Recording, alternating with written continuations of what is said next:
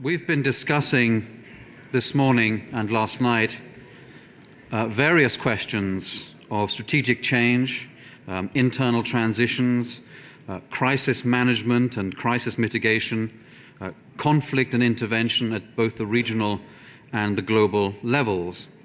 We live in a world in which it is implicit that the capacity of established powers to deal with these challenges is subject to constraints that seem likely to grow over time. And therefore the question, who steps up to the plate and how, will become increasingly insistent.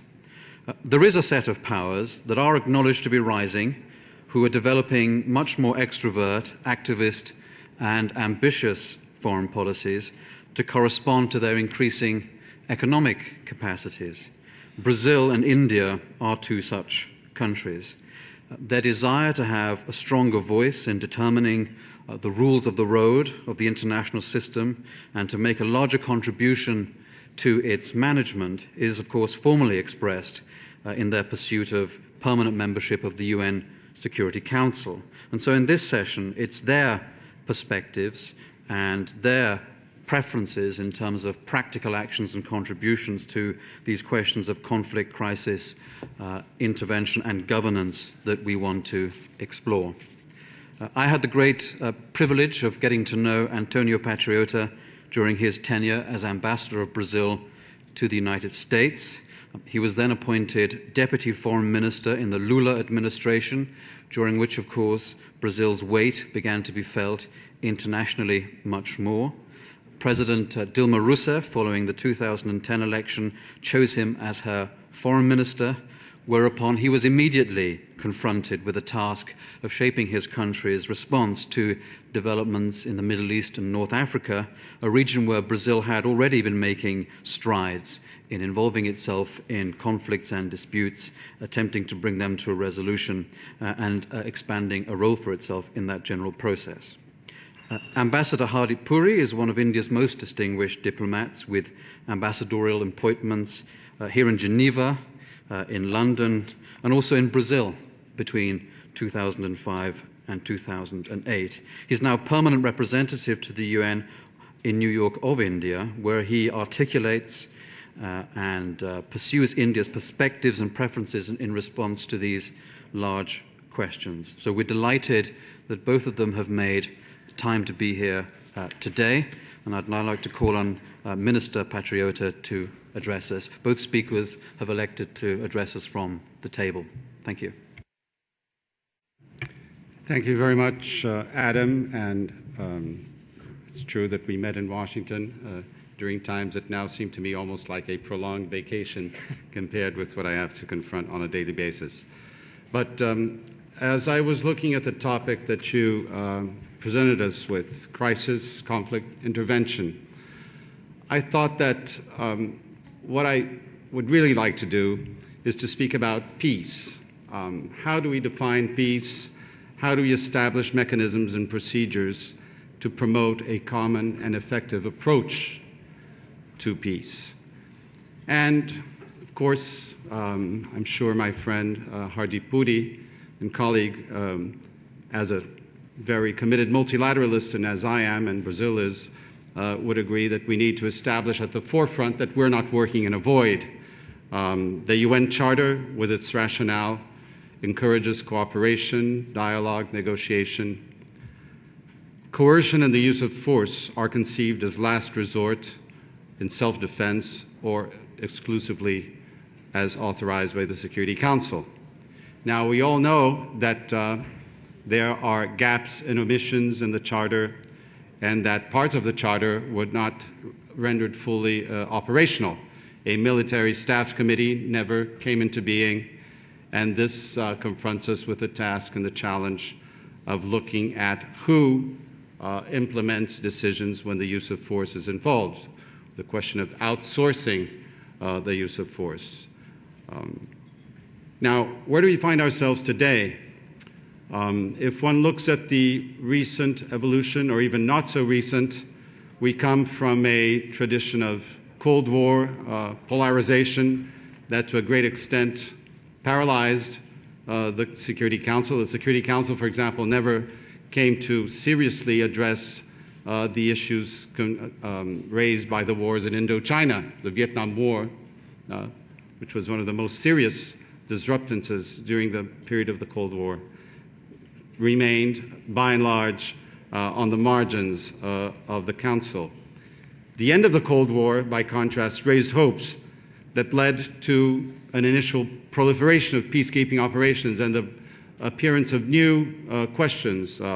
For example, what is the border between peacekeeping and peace enforcement, issues that came to the forefront, especially in respect to the events in the former Yugoslavia. And then more recently, September 11th, tomorrow, the 10th anniversary, and obviously my president and myself, we will be extending messages of solidarity, of sympathy to both President Obama and to Secretary of State Hillary Clinton. It posed the challenge of how to confront highly destructive non-state actors that engage in acts of violence with numerous civilian casualties, how to ensure an adequate multilateral response to those challenges. In addition to these new challenges, well, the old remaining ones stayed on the table. Non-proliferation, territorial disputes, institutional breakdown in parts of the developing world, as well as the problems posed by disparities in wealth and military power. 10 years after September 11th, what is the situation today? And I'm tempted to quote from an article that I found particularly interesting by someone here in Geneva with IISS, Philip Stevens from the Financial Times. And there are at least three ideas in his article about 10 years after September 11th that I thought are particularly worth mentioning. One, the notion that the wars in Iraq and Afghanistan ended up showing the limits rather than the reach of military power.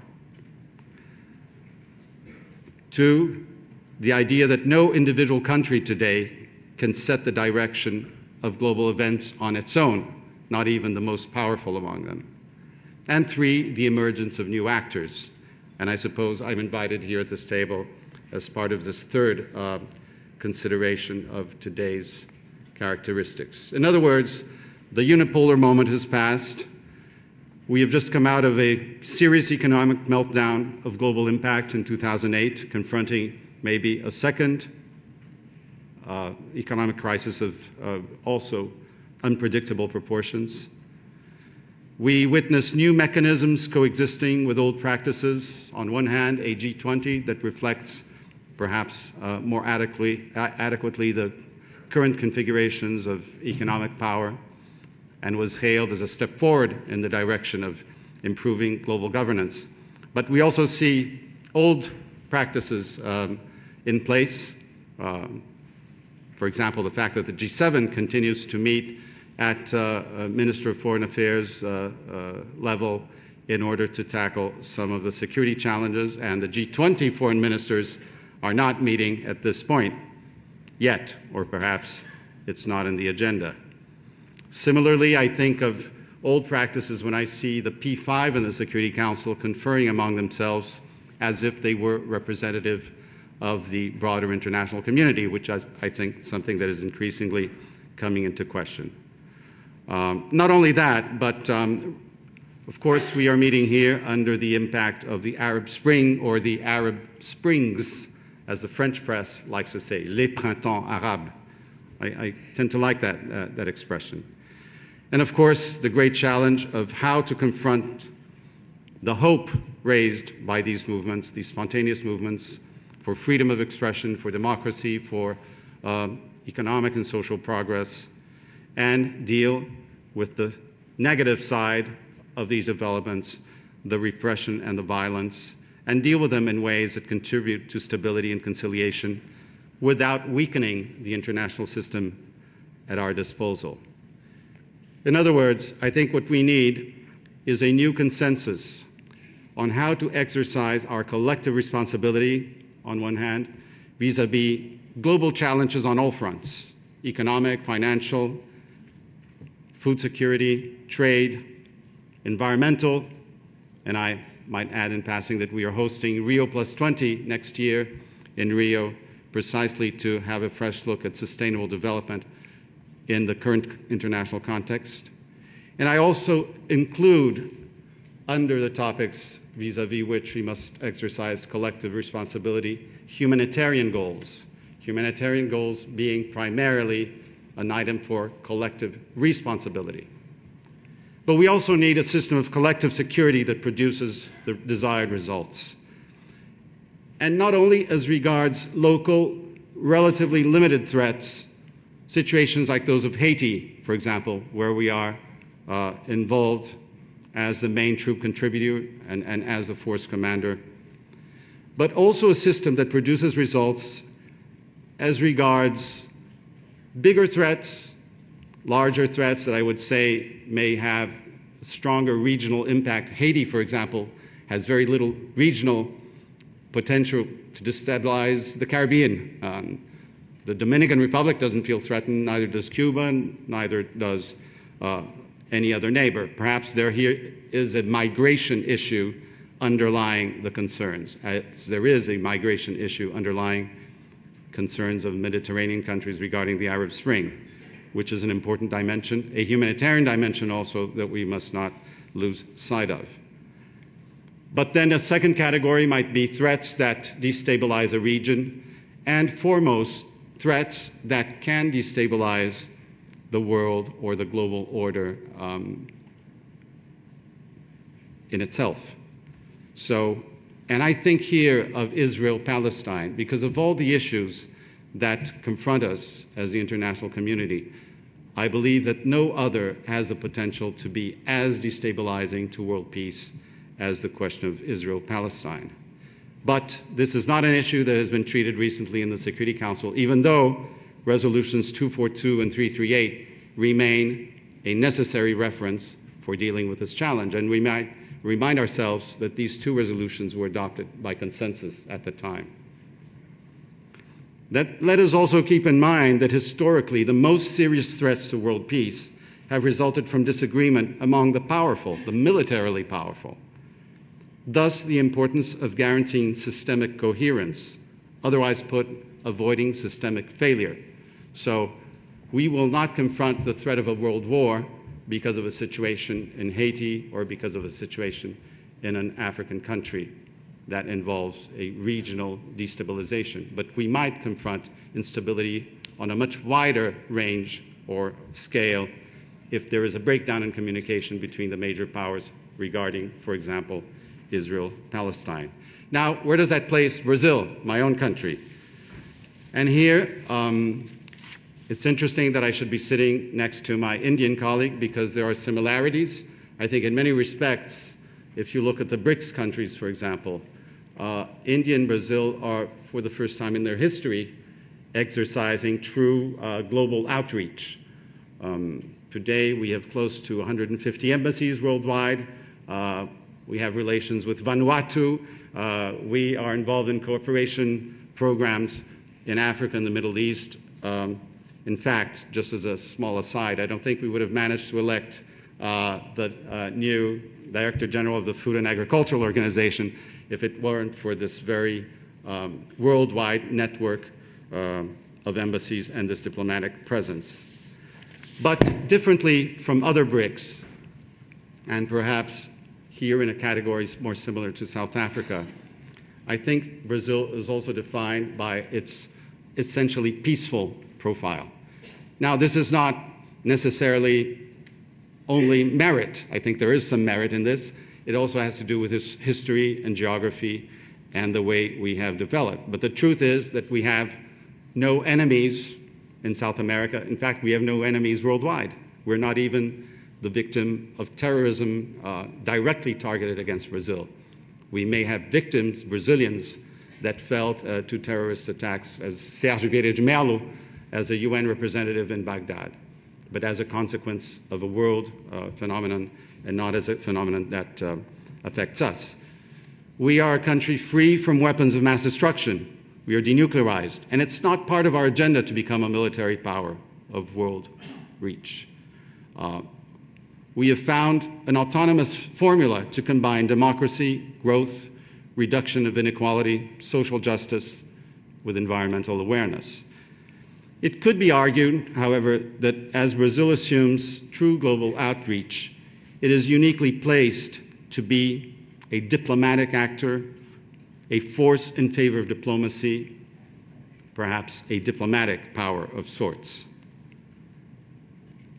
It is also worth mentioning that we are engaged today in an ambitious process of integration of unique characteristics in our own part of the world. In South America, again, I think could be uniquely characterized as, well, the one region in the developing world made up of countries that are democratic, growing at high levels, reducing poverty, and establishing an agenda of cooperation among themselves across the entire range of the diplomatic agenda. Now, this goes from having created a defense council in South America to cooperating on infrastructure, on energy, on trade, on social issues, on the illicit world problem of drug trafficking as well. And as we look beyond, we are looking to establish other partnerships in the same nature. When events in the Arab world started unfolding with great speed, I called Amr Moussa, who was here last night, to extend our solidarity, and he reminded me, as he had through an interview with the Brazilian press, that, well, Brazil has extended its hand to the Arab world through an initiative such as ASPA, as we call it, which is the South America Arab World Summit, meeting at regular intervals around an agenda of cooperation on trade, on economic issues, on culture. Every country in South America has, to some degree, immigration from Syria, from Lebanon, from Palestine, from other parts in the Arab world, and feels very close culturally in many respects to these countries. I might also add that we are working on an agenda to establish a zone of peace and cooperation in the South Atlantic. And today, Brazil has embassies in every single Atlantic African country, with one single exception. I hope to remedy that fast, which is the Gambia, which positions us also to enhance cooperation so that this part of the world can benefit from peace, democracy, economic and social progress. There are other coalitions, and one of them that has been particularly active in the Security Council right now is IBSA, India, Brazil, South Africa, the three large multi-ethnic democracies in the developing world that have joined hands in a number of situations, and I think playing a especially constructive role in dealing with the impasse on Syria recently by creating the conditions for what was at the time maybe a modest manifestation, but nevertheless a manifestation of the Council when it adopted the presidential declaration some months ago. Now, to answer the questions that I pose, how do we define peace? How do we build capacity for promoting peace? I think our own view of peace is one of interdependence between peace, security, and development. And when we held the presidency of the Security Council earlier this year in February, well, we promoted a debate precisely on these topics. And may I say that I was particularly encouraged today when I read President Obama's message 10 years after September 11th, when he speaks in the following terms, and I quote, "We will continue to work for peace, promoting development, poverty reduction, food security, improved health." One might add education, tolerance, a number of other goals that I think are broadly shared. And I think this provides us with a sound basis for constructing peace, for working together towards a more peaceful world. But we need peace also that is promoted through international law and effective collective security mechanisms, keeping intervention as a last resort. And if intervention by some decision that is taken collectively becomes involved with the concept of the responsibility to protect, I think it's very important that we also develop another concept, the concept of responsibility in protecting, or responsibility as you protect. And let us not forget that if one contemplates the use of force for humanitarian reasons or under the aegis of the concept of the responsibility to protect. One is actually exercising a collective security decision, not a collective responsibility decision. And I think this is a subtle but important conceptual distinction for us to keep in mind. It goes without saying, but I often repeat this, that we must avoid at all costs making situations worse than they are. I think this is the primary responsibility of the international community. Because when you spread violence, the first to be affected are women, are children, are the poor, the disenfranchised.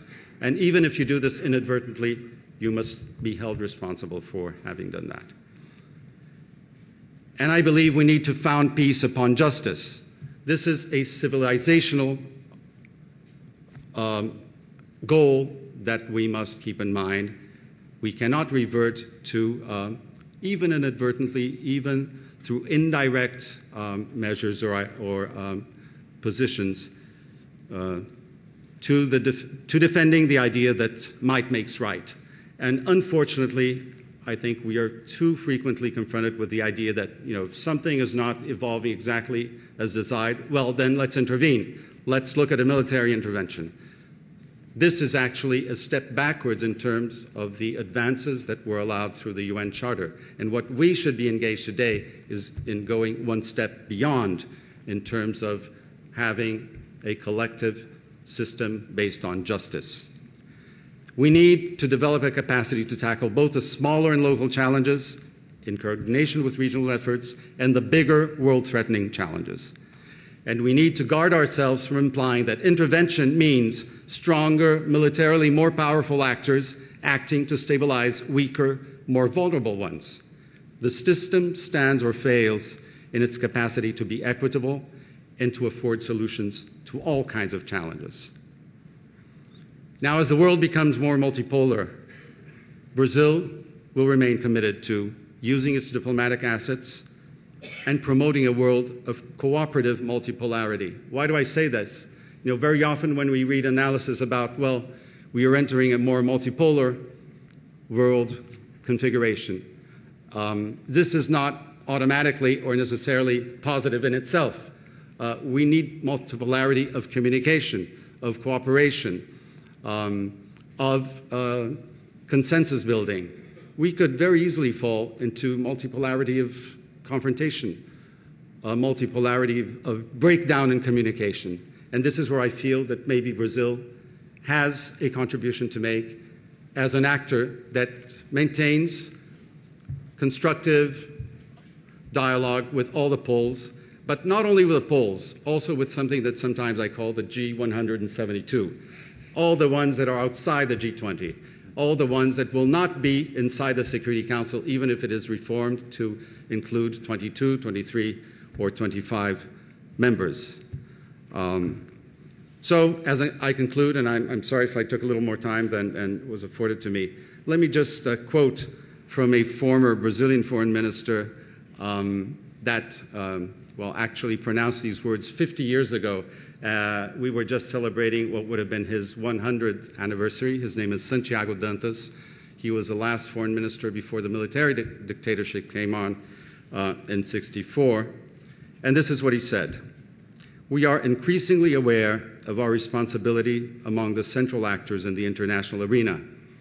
And we know we have a contribution to make to the cause of peace, a grand cause which is the precondition and the basis of all other causes, something all nations, large, medium, and small, are equally responsible for. End of quotation. Thank you.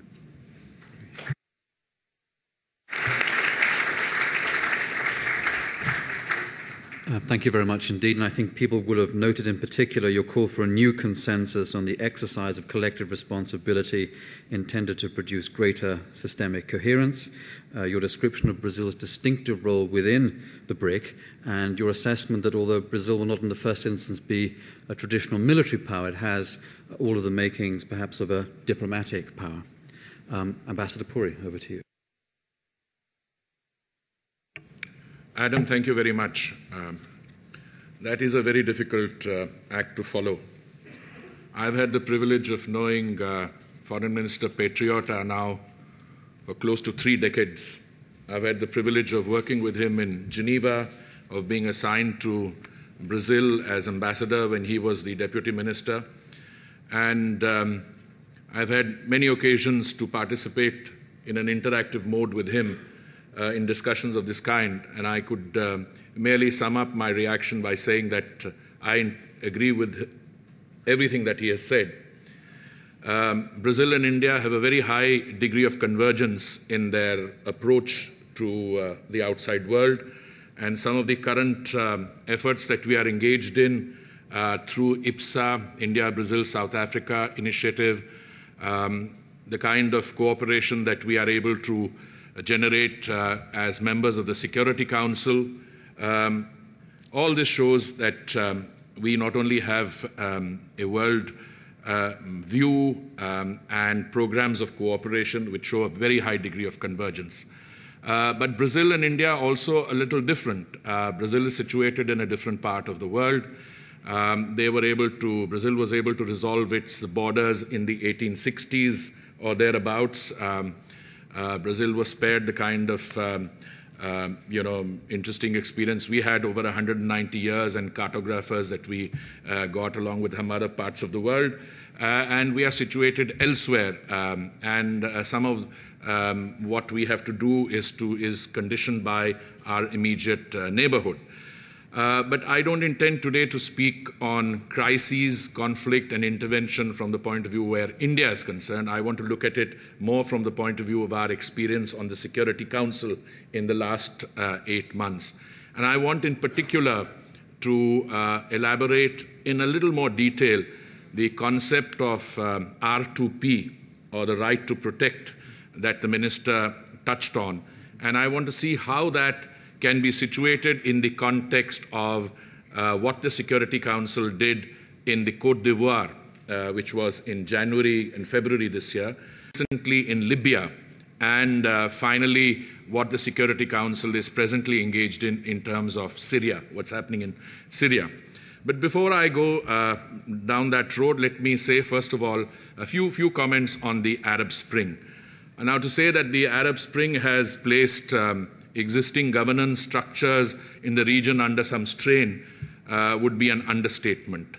The initial hope, excitement, and a bit of hoopla that we witnessed is now giving way to somewhat more serious and realistic assessments which factor in the country-specific peculiarities and which also show that the successor political regimes and dispensations that will evolve are going to take somewhat longer and may in fact contain a higher degree of radicalization than was initially anticipated.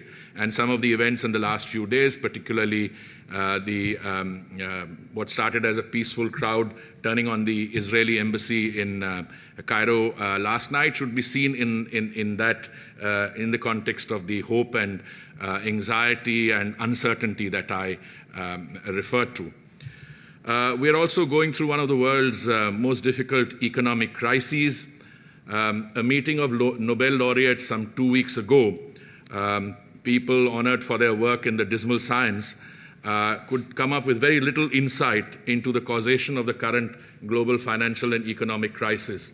And to the extent that they made pronouncements, these would have added little or no value to the textbook of an undergraduate student of economics. Now, we are therefore faced with complex politico-economic challenges. The political upheaval and the sense of alienation that characterizes the Arab Spring has economic roots. This is not to suggest for a moment that what constitutes the Arab Spring or the causation or explanation lies entirely in economic factors. However, it is not entirely coincidental that this upheaval is taking place at a time when the global economic crisis is in full swing. So you have very complex political factors dealing with alienation, representation, and economic crisis coming in at the same time. Now, I propose to make my comments on R2P, or the right to protect, not as India's permanent representative on the Security Council, but to speak in my personal capacity. And the first point I want to make is that the response of the Security Council has been based on gross simplifications. The knee-jerk reaction is to put forward boilerplate resolutions and statements. They often ignore, or this often ignores, the rule that each of these situations that have occupied the global agenda, Libya, Syria, Yemen, and Bahrain, is sui generis. The Security Council certainly has the authority to intervene, but this authority is limited to situations, or should be limited to situations that pose a threat to international peace and security. The current composition of the Security Council is such that it leads to situations where the interpretation of what constitutes a threat to international peace and security borders often on the promiscuous. Add to that a high degree of political subjectivity, and one gets a reasonably good idea as to why some situations come up before the Security Council's attention and others do not. The main premise on which the intervention in Libya was based was the threat to civilians. We are, in a sense, operating in the shadow of Rwanda and Srebrenica and the fear of mass killings. Now, are these assumptions justified? Resolution 1970 was unanimously approved by the Council with relative ease. Clearly, there was no support for Gaddafi within the Council, let alone any desire to hold a brief for his onslaught against his own civilians. No one, and least of all India, disputes the validity of the concept of the responsibility to protect. The concept itself arose from the ashes of Rwanda. We all agreed to it in 2005. We agree entirely with Pillar 1 and Pillar 2. Pillar 1 states that each individual state has the responsibility to protect its population from genocide, war crimes, ethnic cleansing, and crimes against humanity. It clearly follows also that the international community does not want another Rwanda or Srebrenica to take place on its watch. Pillar 2 emphasizes the commitment of states to assist through capacity building other states that are willing but weak and unable to uphold their Pillar 1 responsibilities. In other words, states whose institutions are fragile if they are not altogether failed states. The problem relates to the implementation of Pillar 3.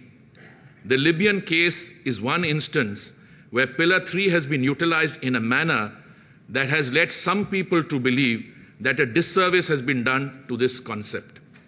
I am on the record within the Council's consultations to have said not once, but on several occasions, that Libya has given R2P a bad name. Before the Council acted on Libya, it was seized with the problems in the Ivory Coast.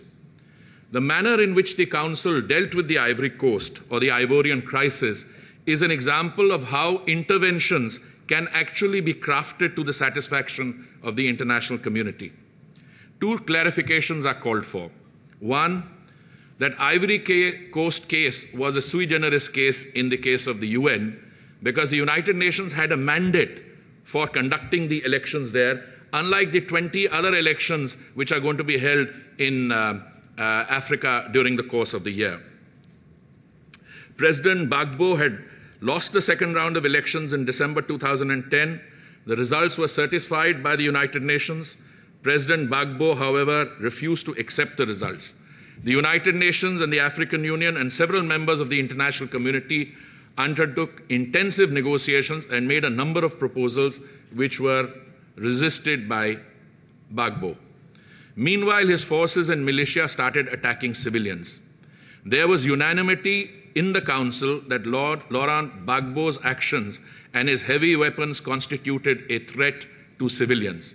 An intervention was then mandated and executed by the United Nations peacekeepers in an offensive role. Clarification number 2.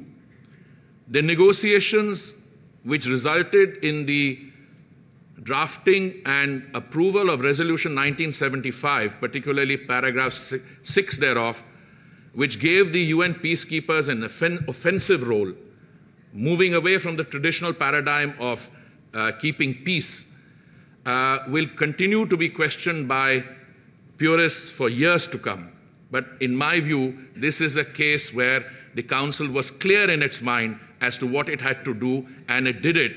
And with, I think, the ultimate result, the damage to peacekeeping doctrine and the old paradigm notwithstanding, I think the result is borne out. This successful intervention emboldened some countries to make a prejudgment that the situation in Libya needed to be tackled with the use of force. An initial decision was taken under Resolution 1970 to refer the Gaddafi regime to the ICC. Our advice, along with some other members in the Council, that the approach should be a graduated and calibrated one, was ignored, not accepted. Some countries were in a terrible and tearing hurry.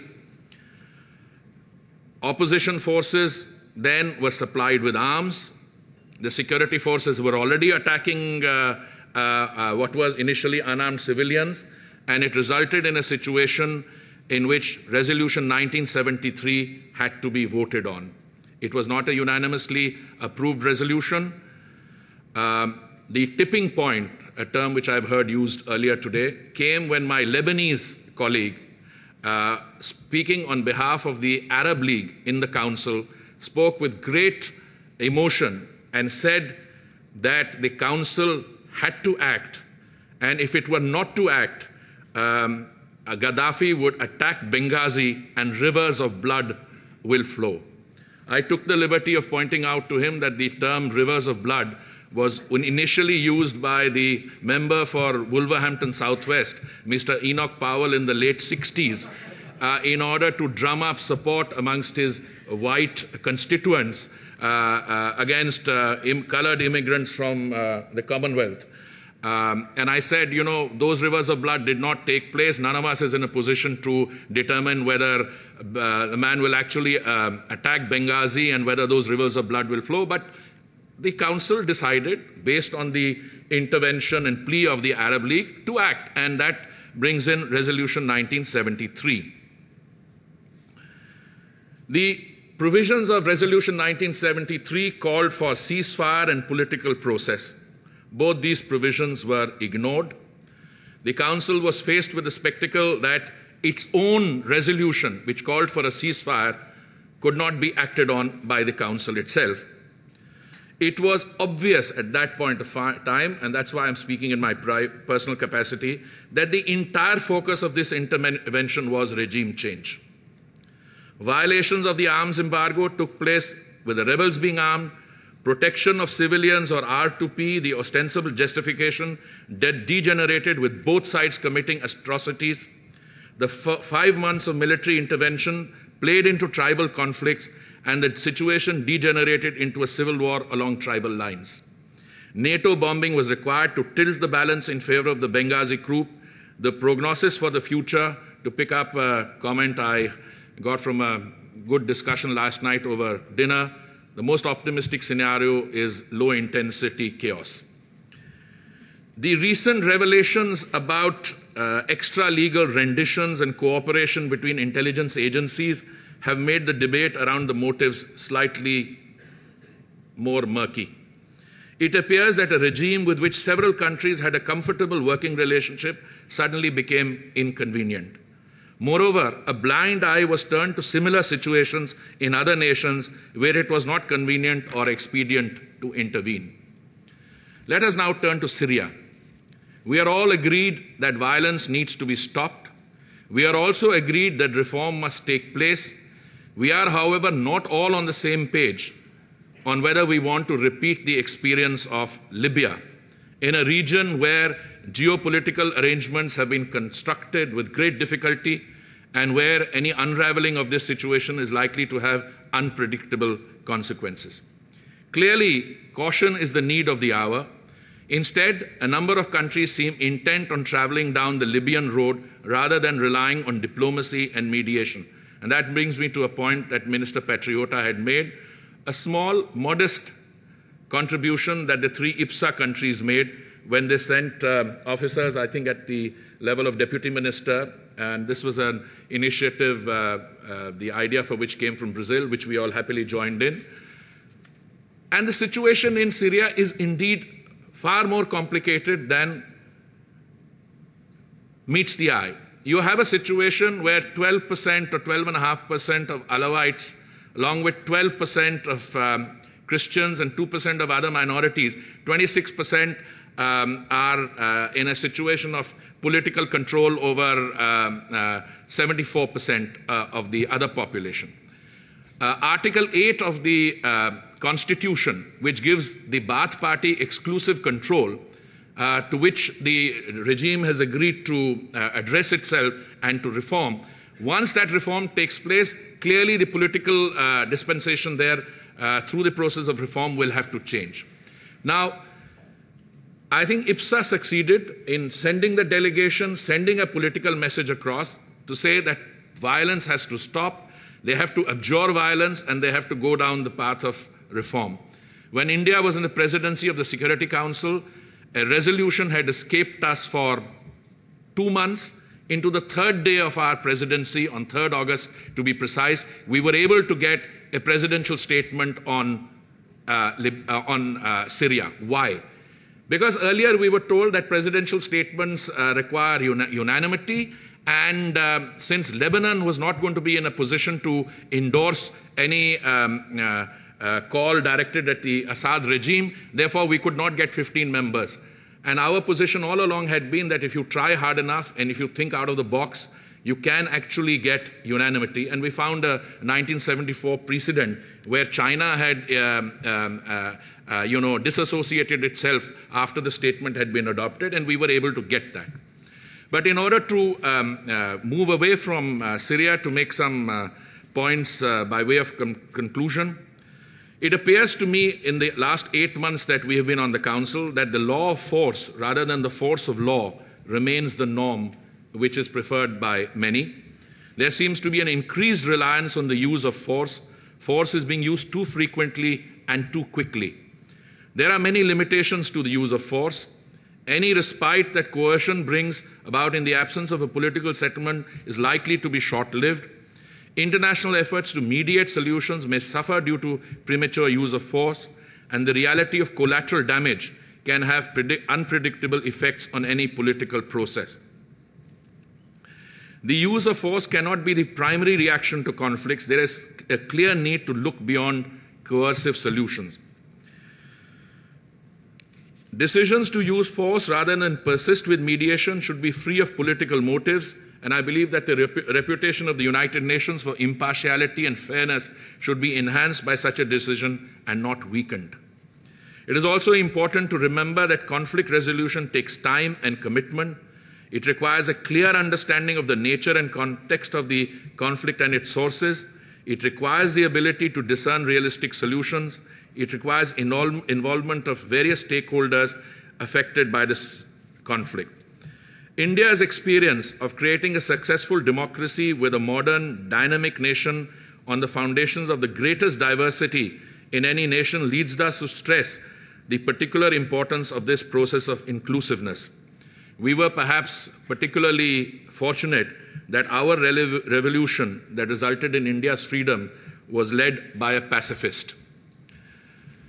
As a responsible member of the international community with one of the most liberal and forward-looking constitutions and legal frameworks in the world, we cannot but oppose a framework that will attempt to prevent a Rwanda or the anarchy of a Yugoslav breakdown happening in future.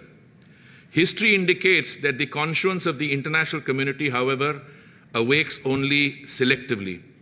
The massacres that took place in Rwanda did not take place because of the absence of legal basis for intervention. The Convention on the Prevention of Genocide grants universal jurisdiction in the case of genocide. Non-intervention occurred because of the absence of strategic interest on the part of the members of the Security Council. Seen from our perspective, the Security Council stands open to similar charges today. It appears to intervene selectively on the basis of political expediency and strategic opportunism rather than genuine humanitarian need. We agree that democracy and human rights need to be supported. This cannot, however, be done selectively. The selective application of the rules, in fact, weakens the uniform application of norms that creates just and therefore enduring legal regimes. Thank you.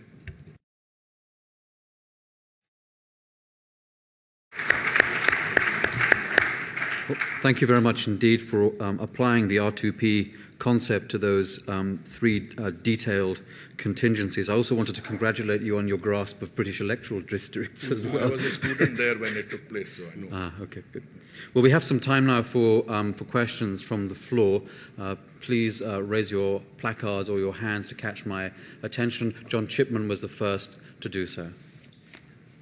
Thank you very much. I have a comment and a question that I would like to put to Minister Patriota, and I only don't put it to Ambassador Puri because his whole speech was in effect an answer to the comment and question I'm about to pose specifically to Minister Patriota.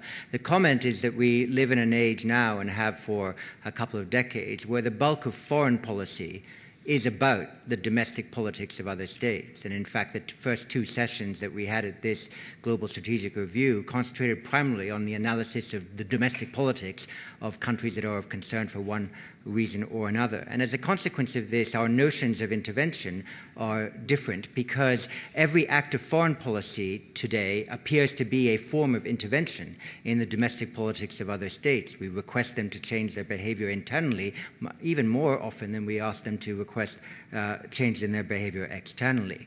And along with this, there's been this call over the last 15 or 20 years, quite properly, I think, for a reform and modernization of the UN Security Council to include a more representative group of states that enfranchise at the Security Council those billions that have been disenfranchised by the very peculiar membership that arose immediately after the Second World War.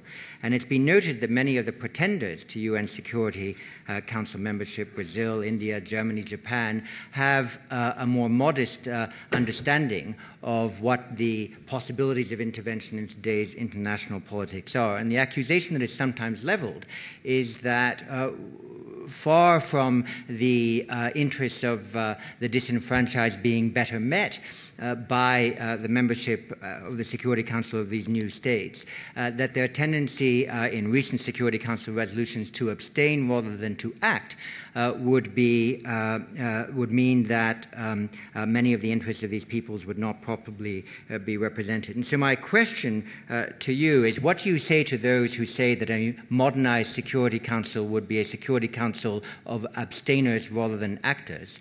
And what is the manifesto that Brazil would put out beyond the natural weight in international affairs that it now has, to the approach that it would take as a permanent member of the Security Council to inspire more people to vote for Brazil's membership of the Security Council, seeing in its membership a new approach to international affairs that it could advance with greater rigor as a permanent member of the Security Council? Thank you. Jean-Claude Mallet. Well, in fact, Mr. Chairman, my question is very close to that of John Chipman's. It was for Minister Patriota. You rightly referred to criticism of such forum as P5 as not legitimate in today's world, and it's going to be a growing question. So what do you propose to replace this very concretely? And to follow up to John's remarks and question, what sort of responsibilities is Brazil ready to take in very concrete terms? Thank you. Fleur de Villiers, Chairman of the IISS Trustees. Thank you, Adam. My question is very short. I don't know whether I've misheard Ambassador Puri, but he seemed to suggest that there were a whole lot of other people who were straining at the leash to emulate the action taken by the international community, NATO, in Libya, in Syria. Perhaps he could enlighten my ignorance. I don't know of any. Thank you. Patrick Seal. We've heard from both speakers a powerful and eloquent advocacy for the deployment of diplomatic power in the cause of peace. The Foreign Minister Patriota has also reminded us of the close historic ties between Brazil and countries like Syria and Lebanon. There are millions of people of Syrian and Lebanese origin in places like Sao Paulo. Now, in Syria today, there is a crying need for a peace mission of some sort to end the killing and create the conditions for a peaceful transition. It's clear, it seems to me, that the regional powers can't act for various reasons, which you can't go into here. The Western powers are suspect. The UN may not be the right formula or the right forum. What about a peace mission by Brazil and India to create a cooling off period in which the regime is held to the promises of reform it made, and in which the opposition can hold its forces for a while to create the conditions for a real national dialogue? From the IISS, Dana Allen. Thank you. To Ambassador Puri, as a supporter of the Libya intervention, and including, despite its messiness, the form it eventually took, I have to say you've raised some challenging objections. But one of the objections, which I don't find very convincing, but is nonetheless heard quite often, is this issue of selectivity or inconsistency. The fact of the matter is that selectivity and inconsistency is baked into the cake as long as the international community and its various constituent actors do not have unlimited capacity. And what's more, every intervention has an opportunity cost in terms of the next intervention. I think there are lots and lots of reasons why an intervention in Syria is unlikely in any event. But one reason is because we've already intervened in Libya. So I just wanted to challenge and ask for your response on this question of selectivity, which I have to say I do not find convincing. Mr. Fisher? Thank you. My question is for Ambassador Puri, and I think I'm following up on the question of Chipman and also Mr. Malay. Looking at India as a potential permanent member of the Security Council, I'm a bit worried about the concept you laid out regarding the R2P, and I probably misunderstood, but if the use of force is not a viable option, how would you implement an R2P without the use of force? Usually, R2P is invoked when you have an imminent situation where civilian populations are subject to danger. Now, limiting diplomacy to talking, I think, is a bit restrictive way of looking at diplomacy. And if you apply this to the Libyan case, if you apply this to the Syrian case, I don't see how an international intervention, not necessarily military, how the international community can help and protect civilian populations without at least a credible option of using force. So, I'm asking this not because I'm interested in Libya or Syria right now, but because I'm interested in understanding Indian as a rising power, and Indian take on R2P and the use of force in the future. Thank you. Chung Min Lee. Thank you, Adam. My question is both to the Minister and the Ambassador. I think one of the key problems that both of you alluded to is the fact that democracies are going to face huge problems within their societies. You have to face the wrath of voters every few years. How confident are you that your people in Brazil or in India will be able to support much more aggressive globalized policies when all countries, big or small, are facing huge financial and political constraints? So I agree with you that India should and must play a much more, a larger role in the global community. But how realistic is that in a political and economic sense? Thank you. From the British Ministry of Defence, Tom McCain. Thank you. I was impressed by the passion with which Ambassador Puri spoke about the arguments in favor of relying on diplomacy to the exclusion of the use of military force in the scenarios that he was talking about. The difficulty, it seems to me, in saying that unless you can treat all circumstances in exactly the same way, it would lead us to a situation where, in all probability, we would not be able to act in any circumstance.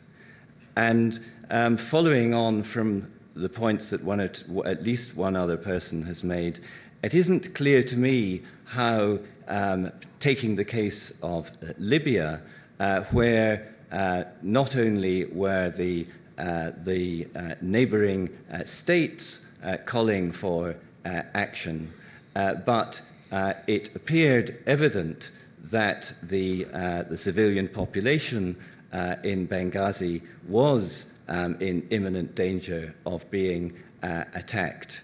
And it was for those reasons that the intervention, which was authorized by the Security Council, was, in my view, justified.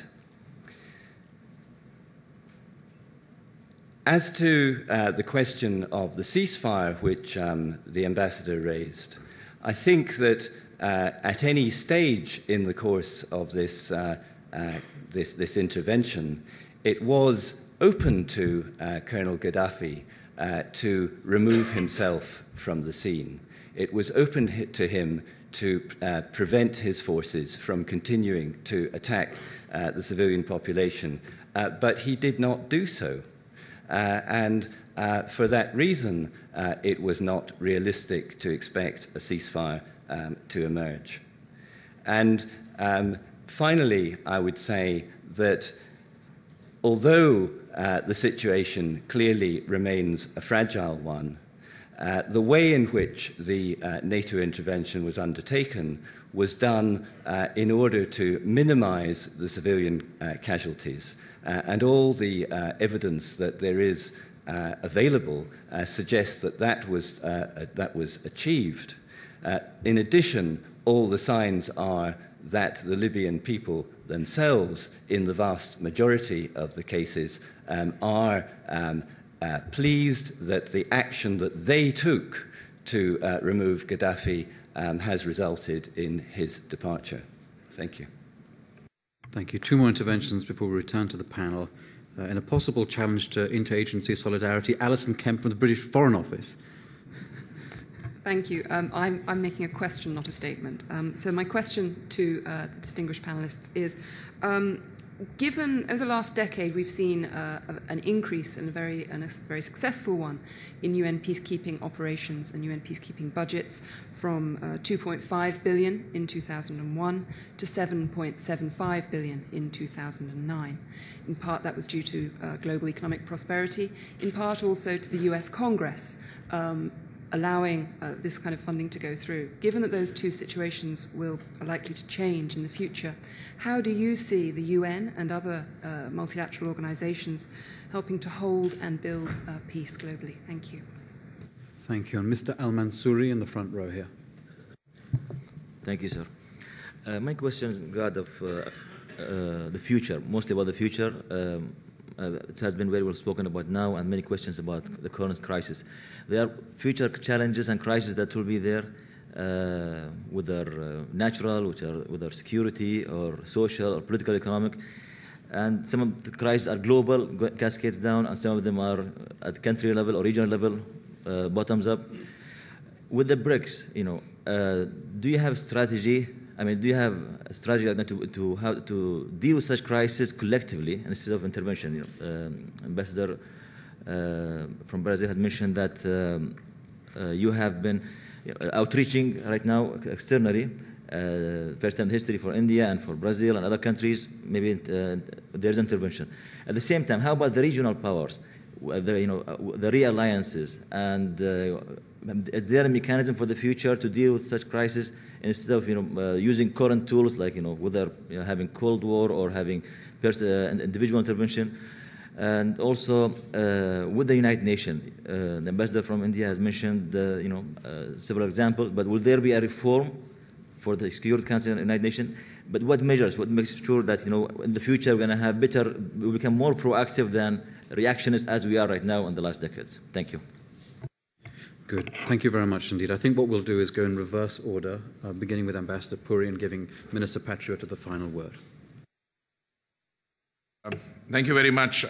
Even though the question was addressed by Mr. Chipman to Foreign Minister Patriota, I'm not entirely sure that I could go along with the use of the term pretenders to the permanent membership of the Security Council. But I leave Ambassador, Foreign Minister Patriota to respond to the issue of the kind of responsibility that the aspiring members take. But for myself, let me say that the current composition of the Security Council is interesting. You have 5 permanent members and you have 5 aspiring members just now on the council. So it's not entirely surprising that the 5 aspiring members coming from countries which have views on how the international situation is ordered and how it should evolve will express themselves. Insofar as the link between supporting solutions and recipes given by 3 of the 5 permanent members. And I think this talk about the P5 being all on the same page, I don't find that true. I think at least 2 of the members, permanent members of the Security Council, have much more in common with the IPSA countries and some of the others aspiring members than they have today, insofar as the frontal attack on, to put it bluntly, the Westphalian state is concerned. This, I think China and Russia are still feeling their way through this. They're not entirely sure. Because we acted quickly in the case of Ivory Coast, we also acted very quickly in the case of 1970 on Libya. 1973 was a wake-up call. And it's not as if people don't want to go down that road, assume more responsibility, but the issue is whether we need to follow the Libyan route. A question was asked by the lady about what are the who's doing this? Well, there are negotiations going on these days where a resolution, a follow-up resolution to the PRST presidential statement on Syria is being attempted. The resolution has coercive and punitive elements, 3 issues, travel ban, asset freeze, and arms embargo. Now, when we went down that road in the case of Libya, when the no-fly zone was initially suggested, many of us said that you are not going to be in a position to impose a no-fly zone without undertaking offensive military action to neutralize ground, radars, the Air Force, etc. So it was said it would be admitted. Now, it's very easy to say that NATO undertook that with minimal civilian casualties. Those are assessments. And one of the things I was taught in the university was if you have to make assessments, do them a little further from the time when the event occurred. And I was astounded as a member of the Security Council to have to listen to a senior member of the Secretariat to say, well, yes, 1973 was predicated on protection of civilians, but Gaddafi has killed more civilians than NATO has. No, NATO has to be held to a completely different standard. So that is the limited point that I make. On this issue of selectivity and inconsistency baked into the cake, yes, I think it's an issue of it is baked into that cake and depends on how you want to deal with it. The point is several situations are confronting the Security Council. You have a situation in which some forms of protest are chosen to be ignored, some forms of intervention are chosen to be ignored, and then you have the entire human rights industry, which I strongly support, civil society groups, which I strongly support, but they become, in a sense, part of a package which comes, 3 members, permanent members of the Security Council, civil society groups, and NATO. That's one package.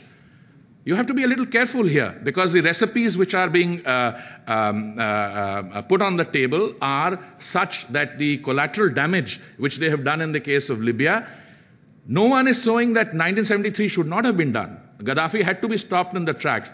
Whether a little more dose of political diplomacy should have been tried or he should have gone straight in, that is the issue. If the situation in Syria deteriorates, and I don't see any evidence of that. I see that there is some sign that, in fact, the situation may be stabilizing and we get ourselves a little time. Yes, I think the Security Council will have to deal with another resolution. How do you want the resolution to be dealt with? With these three elements, sanctions, asset freeze, and arms embargo, or do you want it combined with military? Just now, I don't see any appetite for any military involvement in the Syria case, but that is the situation as it looks just now. Will the Indian public be willing to countenance a greater Indian assumption of responsibility? Time will tell, because one thing is very clear: we've returned to the Security Council after 19 years, and we are just discovering that there is a whole world out there, and we need to get accustomed to it, and so do our political class with what it entails. So I think at a clinical level, I think the jury is still out on that one. On the ceasefire, why did Gaddafi not remove himself? That's precisely my point. You've proved my point.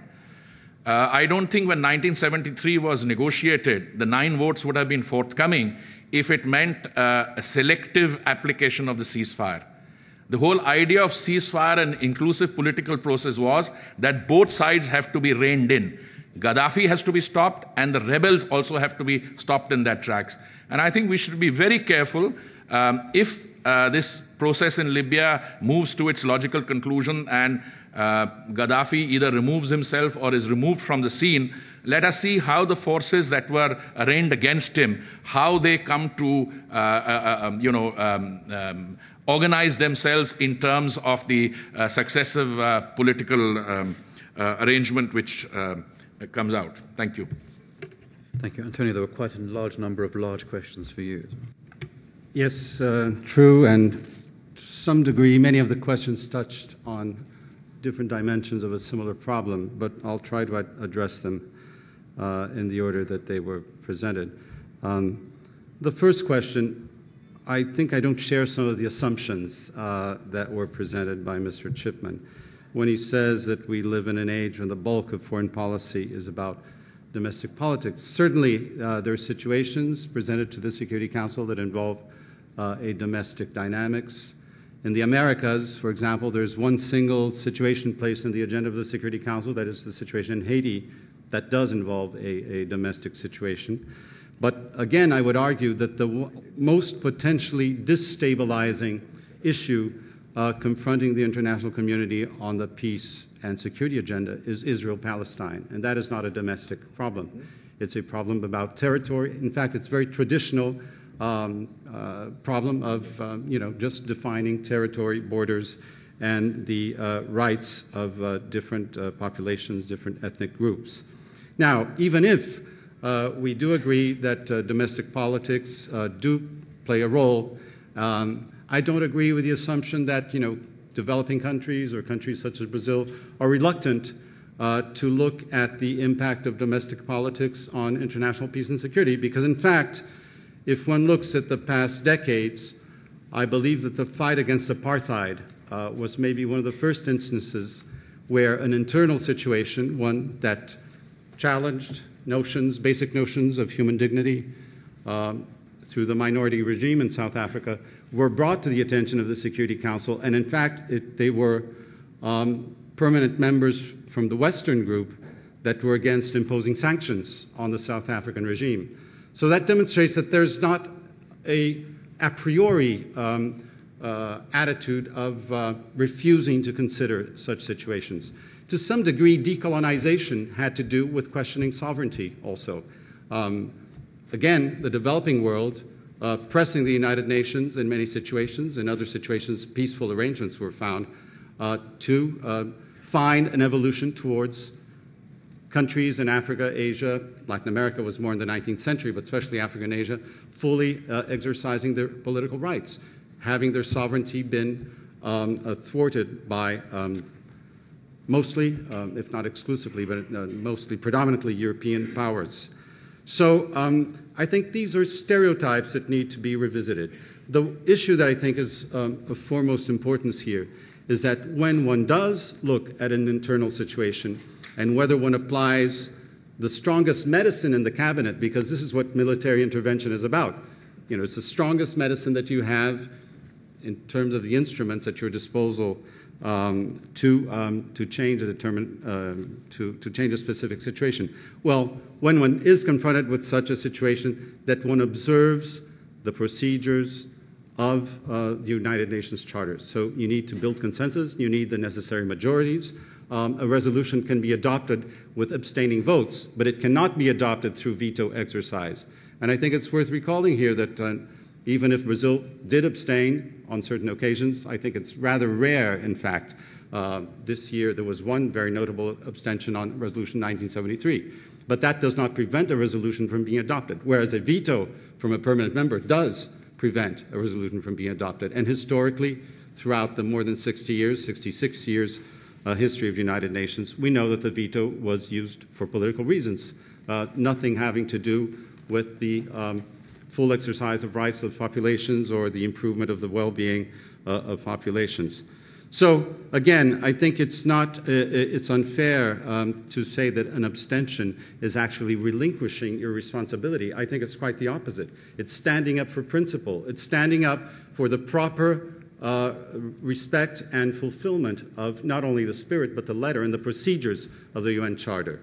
And I find that once a decision is taken, even if a country has abstained, those decisions become obligatory through international law.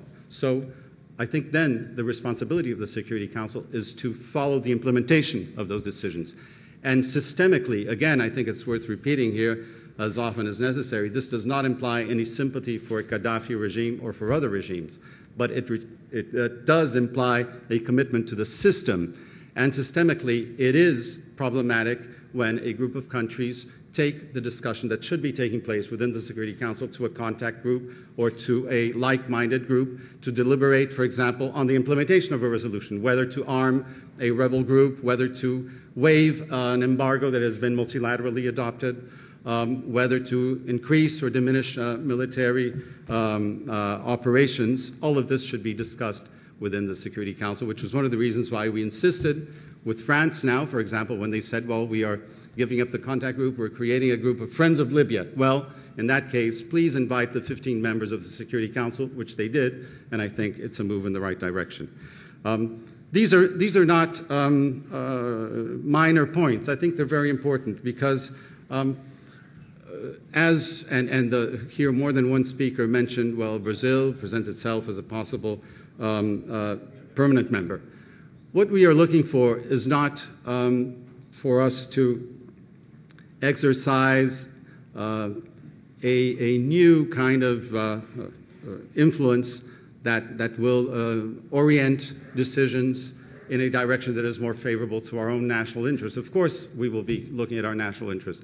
But I think first and foremost, what we need to do, and this is our commitment, we need to make the system work. Because every time the system is weakened, this is where selectivity appears. Now, why is it more difficult to reach a consensus on Syria? Because there are misgivings about the way 1973 was implemented.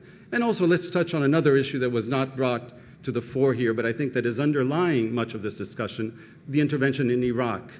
And I do this comfortably because the current occupant of the White House is someone who was elected on a platform of actually questioning the rationale for the intervention in Iraq, the way it was presented. Now, this was an intervention that was justified on a variety of terms, weapons of mass destruction, promoting democracy, humanitarian, etc. What did it create? It created instability on a wide scale internally in Iraq, and one could say even more broadly in the region, and also produced terrorism in a country that was, with all the misgivings of the Saddam Hussein regime. Again, no sympathy for that regime, but it introduced terrorism into a country where it was absent, and possibly hundreds of thousands of civilian casualties. Now, I speak comfortably about this. Again, I was ambassador to the United States. I've discussed these issues with high-level U.S. officials, and I've heard from high-level U.S. officials, self-searching analysis, is this worth it? Was it worth it? Is this justifiable? Now, this is a very serious question, and this is what I am implying when I say the first obligation of the international community is not to destabilize, to make matters worse, to increase suffering, and to make it more difficult for countries to find their own autonomous path towards social and economic progress. This is what we all want, and I think there's a convergence of objectives here on Libya, on Syria. The future of Libya is up to the Libyans themselves. Syria, likewise. If there are manifestations in favor of freedom and democracy, we can only be in favor. But how do we exercise our responsibility in ways that will minimize suffering and that will maximize a transition to improved governance? I think this is the challenge. And here there may be different proposals or different strategies that may be defended by one country or not. But I don't think one can accuse a country of relinquishing its responsibility for ensuring and insisting that the proper reading of resolutions is maintained and the proper procedures that we have all submitted to by joining the UN Charter are observed also. There were comments about Brazil and India joining forces on the issue of Syria. To some degree, we are already doing that, precisely that.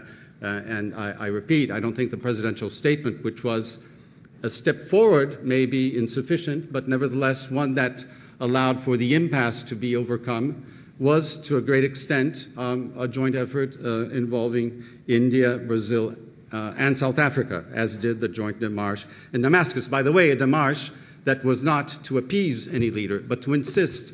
In the case of Brazil, for example, we voted in favor of the Human Rights Council resolution denouncing human rights violations in Syria, insisting that Syria receive the spokesperson of the Human Rights Commission and that Syria cease the violence and enact the reforms that the government itself is committing itself to enact.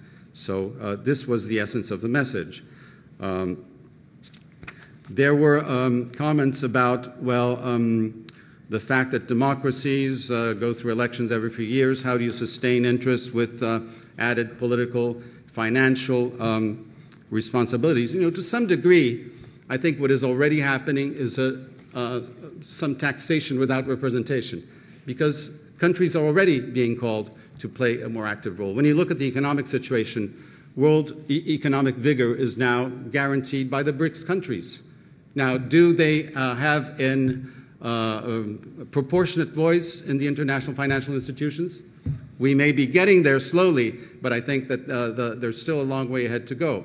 And the same applies in other areas such as peace and security.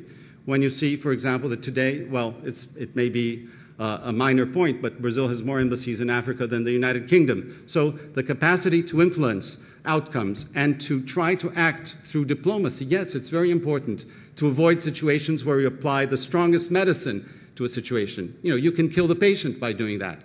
So it's very important to keep the rationale embedded in the UN Charter, which is to exhaust diplomacy, negotiation, persuasion. Of course, if those remedies, if those efforts do not produce any results, the international community does have at its disposal the possibility of using force. But then it must be in conformity with the letter and the spirit of the international instruments that we have subscribed to. There were other questions about Libya that I think were more addressed to my colleague Hardeep Puri, and there was a question about, growing peacekeeping budgets. I agree that this is a challenge. But peacekeeping, I think, by and large, has been a very successful undertaking by the United Nations. And we are making our own contribution in Haiti, now in UNIFIL, in Lebanon. We would not be adverse in becoming participants in other efforts. I think Libya will probably need some form of monitoring of a ceasefire. And this is, as quickly as we transition into that phase, I think the quicker the better, and that we can look at a calendar for elections and for a transition towards improved government in Libya.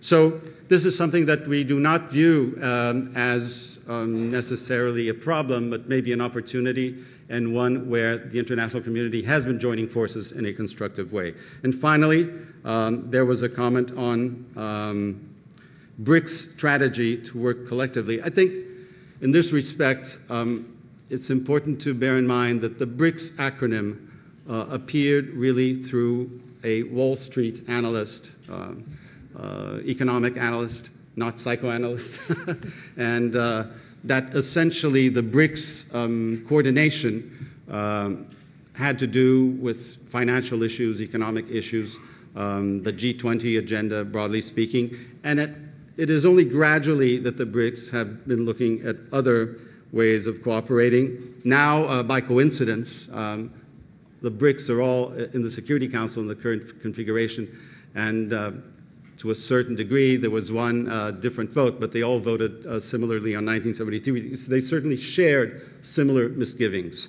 but they don't have identical positions. And I think this is also important to point out.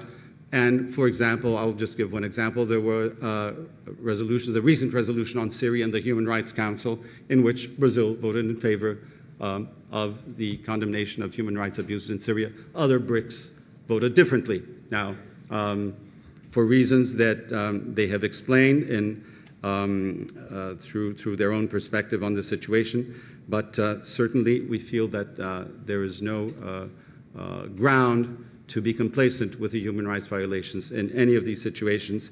And here, the selectivity argument is one that is very profound and very deep. So I would disagree with those that try to give it relative importance, because when one looks at human rights agenda, for example, the bulk of the countries that are being examined are developing countries. And we know that historically, the human rights violations on the widest possible scale were committed by very powerful countries. Let's just speak of slavery, for example. Now, that could not have been committed on such a wide scale by one small country. So I think we need to keep a balance here and to bear in mind that when it comes to human rights, every country can improve its own domestic situation. And certainly our own outlook here is that the stronger the international instruments are, the more we encourage the discussions to go in this direction. And certainly Brazil is more than open. We have an open invitation to all the rapporteurs from the Human Rights Council to look at its own situation, to try to improve on the weaknesses, for example, prison situation, the situation of youth in large cities, urban violence, and all that implies, as well as share with others some of the improvements that we've succeeded in applying, including by creating special ministries to deal with gender, with racial equality, and with human rights. Thank you very much. Thank you very much. There was also on the question of peacekeeping a point addressed to the ambassador, but he's agreed to distribute his formal remarks, which contains quite a detailed amount of information on that issue in the interests of time. I think we've had an excellent discussion. I'd like to thank again the two speakers for making time to be here and for participating so vigorously, and I'd like to invite all of you to join me in a round of applause for them. Thank you.